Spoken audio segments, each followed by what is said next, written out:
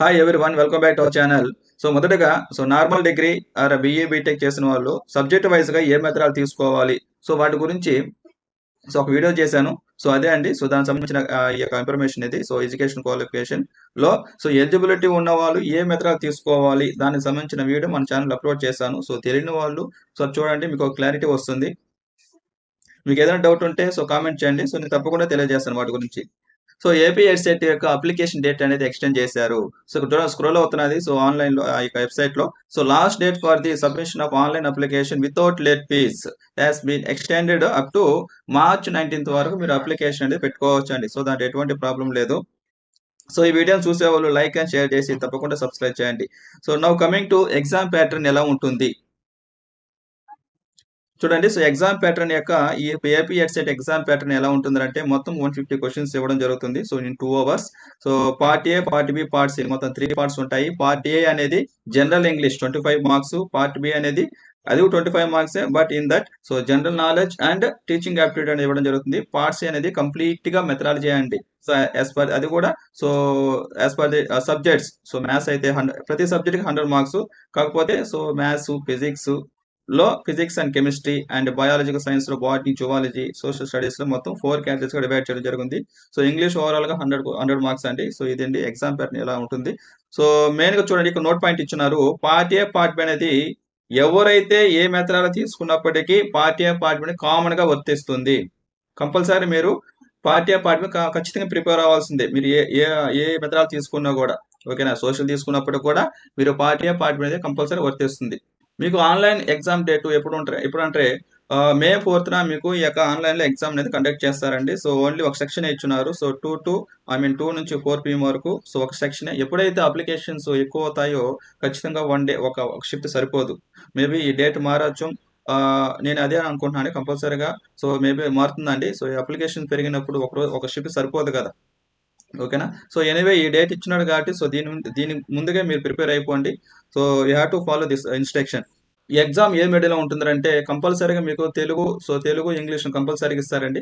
ఒకవేళ తెలుగు లేని వాళ్ళు ఇంగ్లీష్ ఉర్దూలో మీకు క్వశ్చన్ పేపర్ అనేది ఇవ్వడం జరుగుతుంది. బట్ మీరు ఆన్లైన్లో మీరు ఆప్షన్ పెట్టుకుంటేనే మీకు ప్రొవైడ్ చేస్తారండి.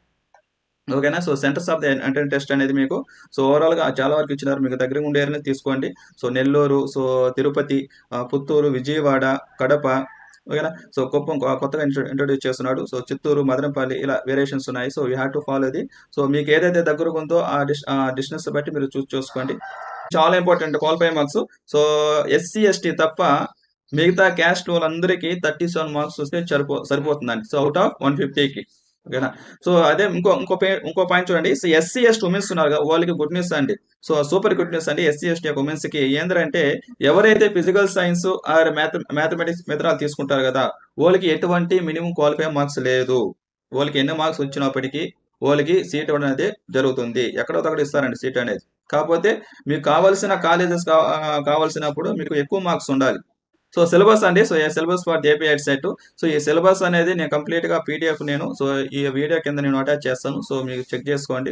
ఓవరాల్ గా అన్ని ఉంటాయి. Part A, part B, parts అనేది. మ్యాథమెటిక్స్ కానీ, physics, physical science, physics and chemistry అందరూ టాపిక్స్. బయాలజికల్ సైన్స్ అండి. బాటనీ అండ్ జువాలజీ అందరూ టాపిక్స్ చాలా వరకు ఉంటాయి. మీరు క్లియర్ గా ఫాలో అవ్వండి. Zoology under the topics. అదే సోషల్ అండి. Geography, history, civics, economics. Each category has 20 marks అండి. మీకు ఓవరాల్ గా 100 మార్క్స్ ఉంటుంది. అందరికీ మెయిన్ డౌట్ ఏంటంటే ఇప్పుడు ఇచ్చిన నోటిఫికేషన్ లో బీఎడ్ అది 1 year 2 years ప్రోగ్రామా, చాలా మందికి డౌట్ ఉందండి. చాలా మందికి కామెంట్ చేస్తున్నారు. ఇప్పుడు ఈ వీడియో మీకు క్లారిటీ చేస్తాను. 1 year మీరు బీఎడ్ చేయాలంటే మీకు కొన్ని ఎలిజిబిలిటీ ఉండాలండి. మెయిన్ గా ఏంటంటే ఆ క్యాండిడేట్ కి 4 years గ్రాడ్యుయేషన్ ఖచ్చితంగా ఉండాలి. 4 years graduation or PG graduation ఉండాలి. అంటే పోస్ట్ గ్రాడ్యుయేషన్ అంటే degree 3 years plus PG 2 years ఉంటే ఆ పర్సన్ 1 year ప్రోగ్రామ్ ఎలిజిబుల్ అవుతాడు. ఓకేనా. ఈ రెండు మీకు ఎలిజిబిలిటీ ఉంటేనే eligible for the only 1 year programme. ఓకేనా.